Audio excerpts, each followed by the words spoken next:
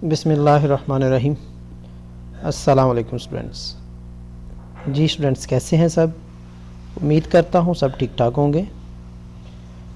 Math 623 tensor analysis की lecture series में आज हम लेक्चर नंबर 70, 71 और कोशिश करेंगे 72 को भी कवर करें। तो आज के लेक्चर में हम कर्वेचर के बारे में और जियोडेसिक्स के बारे में पढ़ेंगे। कर्वेचर का फार्मूला खस करेंगे। फार्मूला खस करने के बाद उसका एब्सोल्यूट डिफरेंशिएशन क्या होगा वो देखेंगे। इससे पहले हमने एक्सेलरेशन का एब्सोल्यूट डिफरेंशिएशन निकाला था और उसका फार्मूला देखा था। आज हम कर्वेचर का देखेंगे। कर्वेचर का फार्मूला देखने से पहले मैं आपको पहले 2 पॉइंट का डिस्टेंस निकालना सिखाऊंगा, या आर्क लेंथ जिसको हम बोलते हैं। सपोज़ हमारे पास ये एक आर्क है, इस आर्क में 2 पॉइंट हैं, इसको हम T1 कह देते हैं। इस पे जो वेक्टर है ना वो हमारा XI है, या XP कर लें, चलें XP कर लेते हैं। ये पॉइंट T2 है, इस पे जो वेक्टर है हमारा वो XQ है। तो इन दोनों का डिस्टेंस निकालना हो, इन दोनों पॉइंट का, और डिस्टेंस या फिर आर्क लेंथ निकालनी हो, तो उसका बड़ा सिंपल सा फार्मूला है कि इन दोनों वेक्टर्स का हम डिफरेंशिएशन ले लेते हैं, यानी d/dt टाइम के हिसाब से। ठीक है, किसका? इस वेक्टर XP का और इस दूसरे वेक्टर XQ का। ठीक है, dt क्लियर हो गया। जब भी आर्क लेंथ की बात आए तो उसके साथ हम इंटीग्रेशन करते हैं। तो कौन से पॉइंट की हमने निकालनी है? T1 से लेकर T2 का हमने निकालना है। ठीक है जी। अब ये भी स्पेस भी आपने चेक करनी है, क्योंकि ये यूक्लिडियन ज्योमेट्रिक स्पेस है। इसके साथ जो टेंसर आएगा वो मीट्रिक टेंसर GIJ आएगा। ये PQ है तो हम यहाँ पर PQ लेंगे। ठीक है, और इस सारे का स्क्वायर रूट। देखिए अब आपके लिए कितना आसान हो गया याद करना कि 2 पॉइंट हैं T1 T2, XP दो वेक्टर हैं, उनका डिफरेंशिएशन ले लेंगे मल्टीप्लाई करके, और साथ ही उसका इंटीग्रेशन कर लेंगे T1 से T2 तक का, और साथ ये मैट्रिक्स टेंसर GPQ लगाएंगे। अब यहाँ पर ये उसने आर्क लेंथ दी हुई है, सेम वही चीज़ है, जस्ट आपके इस कर्व में इंडेक्स चेंज है। मैंने PQ लिया हुआ है, यहाँ पर उसने IJ लिया हुआ है। आप IJ कर दे इधर। ठीक है, और यहाँ पर मैंने मैट्रिक टेंसर G लिया है, यहाँ पर उसने डेल्टा लिया है। नो डिफरेंस, सेम है दोनों। ठीक है, ये आर्क लेंथ यहाँ 2 पॉइंट का डिस्टेंस आ गया। अच्छा, अभी इसी से हम कर्वेचर का फार्मूला खस करेंगे। ठीक है, अब कर्वेचर क्या है? कर्वेचर बेसिकली ये जो अंदर नाम है या जो स्क्वायर रूट है, इसको आप स्क्वायर कर लें इनकी डिफरेंशिएशन का, तो वो आपका कर्वेचर बन जाएगा। सिंपल, समझ आ गई? फिर से देखें, जो हमने 2 पॉइंट का डिस्टेंस या आर्क लेंथ ली है, उस आर्क लेंथ के जो डिफरेंशिएशन है उनको स्क्वायर कर लें स्क्वायर रूट के अंदर जो है, तो वो आपका क्या बन जाएगा? कर्वेचर बन जाएगा। क्लियर हो गया? तो कर्वेचर की यहाँ पर ये डेफिनेशन देखिएगा। The curvature of a curve C XI system, ठीक है, is the define the norm of the second derivative of x, यानी किसी सरफेस S में अगर आपने कर्वेचर लेना है तो क्या होगा, उसमें उसका सारा डेरिवेटिव ले लेंगे, लेकिन यहाँ पर टाइम t की जगह s आ जाएगा। क्लियर हो गया? सब किसके ले लिए? सब जस्ट टाइम t की जगह s आ गया, तो ये आपका कर्वेचर बन गया। स्टूडेंट्स, ये यहाँ पर इसको शार्ट करने के लिए पहले स्क्वायर को मैंने BI का नाम दे दिया, दूसरे को BJ का नाम दे दिया। ये जस्ट जनरलाइजेशन है, इसको आप एज भी लिख सकते हैं, और इस डेल्टा IJ की जगह GIJ जो कि मैंने पहले ही लिया हुआ था, और इनका नॉर्म ले लिया। ठीक हो गया जी। तो ये आपका कर्वेचर का फार्मूला है। अच्छा, अब यहाँ इसमें तो देखिए स्क्वायर टर्म यूज़ हो रही हैं, जैसे हमने एक्सेलरेशन पढ़ा था। ये बेसिकली एक्सेलरेशन की तरह का ही ये फार्मूला है, तो इसको हम अब एब्सोल्यूट डिफरेंशिएशन में शो करेंगे, इसका फार्मूला अखज़ करेंगे, जैसे कि हमने पीछे किया था एक्सेलरेशन में। ये हमें पता है, इसको हम अलग अलग करके लिख सकते हैं, डी ओवर डी टी, और डी ओवर डी टी को हमने डेल्टा और डेल्टा एस का नाम दे दिया, ये साथ अलग अलग अलग करके लिख दिया हमने। ये हमने फार्मूला पीछे पढ़ा हुआ था, ये किसके बराबर होता है, पहली टर्म तो एज इट एज आ जाती है, plus Christopher symbol I P Q x D P D S x D x Q और डी एस। ये हमारी इक्वेशन बन गई किसकी, पी आई की, इसको मैंने स्टेरिक का नाम दे दिया। ठीक है जी। अच्छा, अब ये जो हमने आर्क लेंथ ली है, इसका अगर दोनों तरफ डेरिवेटिव लें तो ये इंटीग्रेशन ख़त्म हो जाएगी, जस्ट ये चीज़ बच जाएगी जिसको हमने D S over D T का नाम दे दिया।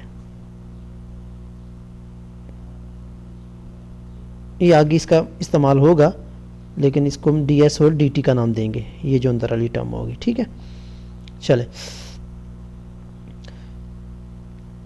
यही आपका फाइनल आंसर है या ये जनरलाइजेशन है। इसको आप इस कर्वेचर वाले फार्मूले में भी पुट कर सकते हैं, एज इट एज रहने दें फिर भी ठीक है। एक क्वेश्चन देख लेते हैं, यूजिंग द फार्मूला, ये देखें कर्वेचर का फार्मूला है, बी आई बी जे 1/2 यानी स्क्वायर रूट है।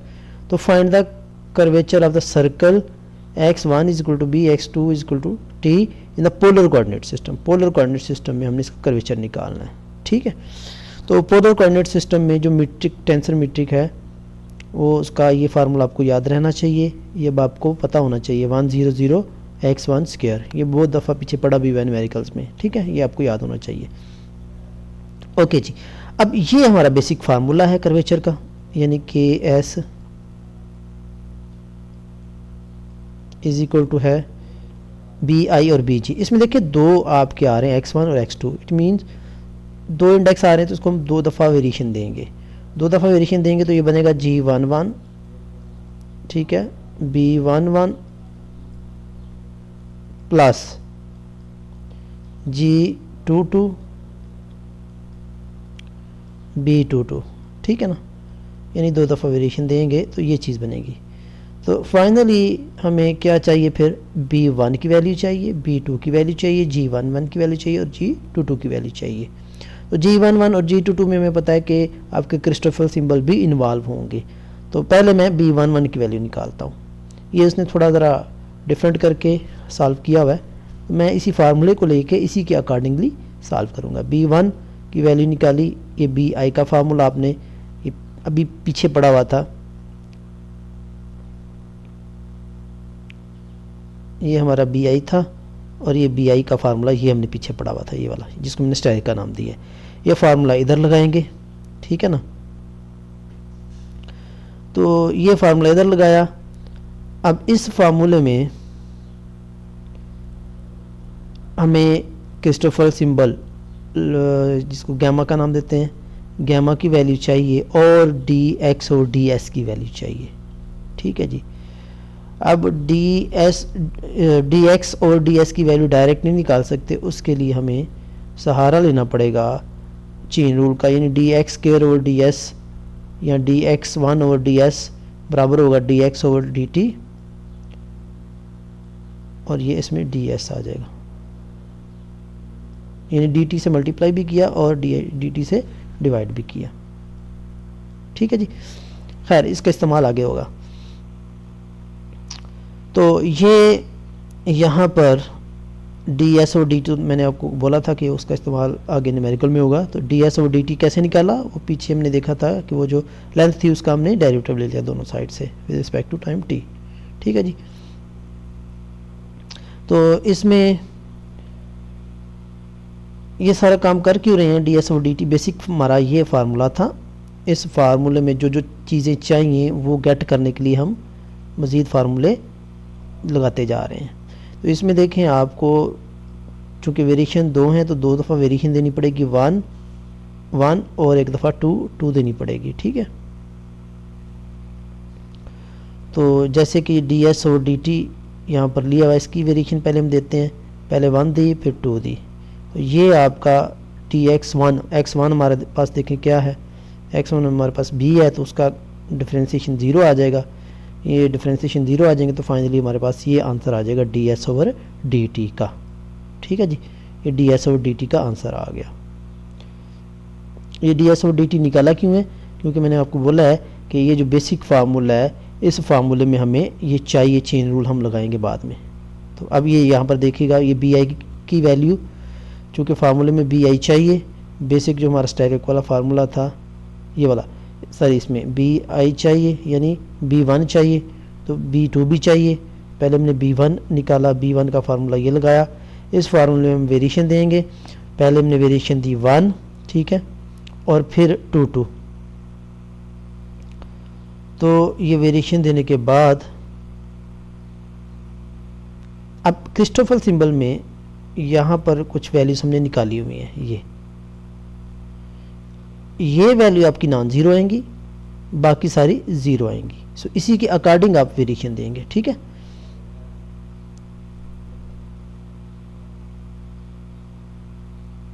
जी ये देखिएगा, ये आपका फार्मूला है। अब पहले b1 निकाल लिया, फिर b2 निकाल लिया।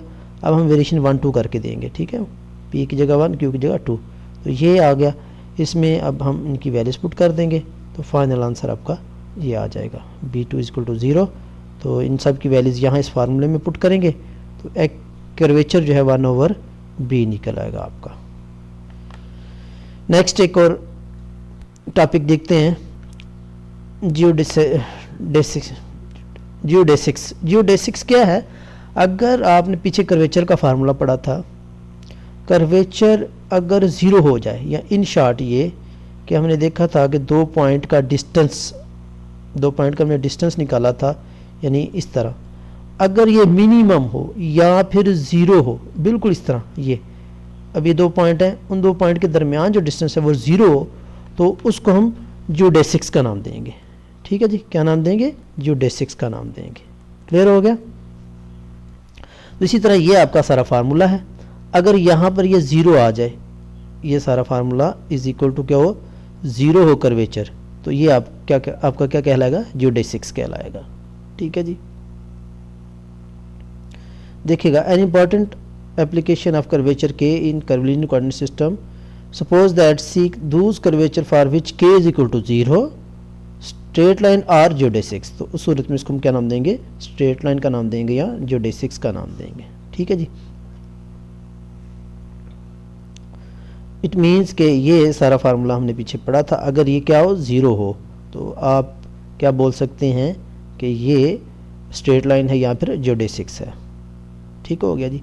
इसी से लिंक्ड एक क्वेश्चन कर लेते हैं, verify that x = this are geodesics for the Euclidean matrix in the polar coordinate, in rectangular coordinate the curve is equal to x = a। कह रहा है कि पोलर कोऑर्डिनेट सिस्टम में ये चीज़ प्रूव करनी है कि ये जियोडेसिक्स है। तो जबकि जो रेक्टेंगुलर कोऑर्डिनेट सिस्टम में x = किसके है? a के। तो ये हमें दिया हुआ है, इस x स्क्वायर की जगह हम t पुट कर लेते हैं इसको लीनियर बनाने के लिए, पैरामीटर इक्वेशंस। ये हमने पीछे पढ़ा हुआ है कि क्या बोलते हैं उसको, पोलर कोऑर्डिनेट सिस्टम में और रेक्टेंगुलर कोऑर्डिनेट सिस्टम में जब चेंज करते हैं तो x = a cos t, y = a sin t, यहाँ x = r cos थीटा कहते हैं, y = r sin थीटा करते हैं। वो सारी चीज़ें आपने पीछे देखी हुई थी। इसी तरह x के हम t पुट करेंगे यहाँ पर, तो x1 = आपका आ जाएगा a secant t। ठीक है जी, x के t हमने पुट करके देखा तो x1 = a secant t आ गया आपका। अब जियोडेसिक्स का फार्मूला हमें पता है। ठीक है जी, जियोडेसिक्स का फार्मूला क्या है कि ये सारा किसके इक्वल हो? 0 के इक्वल हो, तब ये जियोडेसिक्स होगा। तो अब हम ये इन सब की वैल्यूज़ निकालेंगे इस इक्वेशन से। अगर तो ये वैल्यू 0 आ गई तो तब हम बोलेंगे कि ये जियोडेसिक्स को शो कर रही है इक्वेशन। ठीक है, ये सारी वैल्यूज़ निकालेंगे, सारी वैल्यूज़ क्या आ गई? 0 आ गई, तो हम तब कह सकते हैं कि ये जियोडेसिक्स को शो कर रहा है ये इक्वेशन जो है। अब ds और dt तो हमें निकालना सीखा हुआ है पहले भी। ठीक है, तो अब इन पोलर कोऑर्डिनेट, चूँकि ये पोलर कोऑर्डिनेट सिस्टम है तो इसका मैट्रिक्स पहले हम देखेंगे। ये पोलर कोऑर्डिनेट सिस्टम का मैट्रिक्स भी आपने पीछे देखा हुआ है। ये सारा का सारा आपने पीछे निकाला हुआ है लास्ट वाले न्यूमेरिकल्स में, ठीक है। लेकिन एक दफ़ा इसको रिपीट कर देता हूँ, ठीक है। डी एस और डी टी, डी एस और डी टी पहले हम इसकी वेरिएशन देंगे 1, फिर वेरिएशन देंगे 2, बल्कि इसमें तो एक ही वेरिएशन आएगी चूँकि यहाँ पर एक ही पैरामीटर इक्वेशन है, ठीक है। डी एस और डी टी, ये फार्मूला यहाँ पर ये सारी वैल्यूज पुट करेंगे, ठीक है। अब मैट्रिक्स जो है ये तुम्हें पता है 1 0 0 1 एक्स स्क्वायर है, तो डी एक्स वन, इसकी जगह डी एक्स वन प्लस ये आ गया, यानी फाइनली आपने इनकी वैल्यूज़ निकाल लेनी है। वैल्यू निकाल के जब आप आंसर देखेंगे तो आंसर इस सारे का 0 आ जाएगा। जब आंसर 0 आ जाएगा तो तब हम कहेंगे कि ये जियोडेसिक्स को शो कर रहा है। यही हमारा एम था, यही हमारा मोटिव था। Right the geodesic equation on the surface of the sphere. अब सरफेस ऑफ स्फीयर में हमने जियोडेसिक इक्वेशन लिखनी है। ये हमें पता है कि ये नॉन जीरो क्रिस्टोफर सिंबल होते हैं, ठीक है।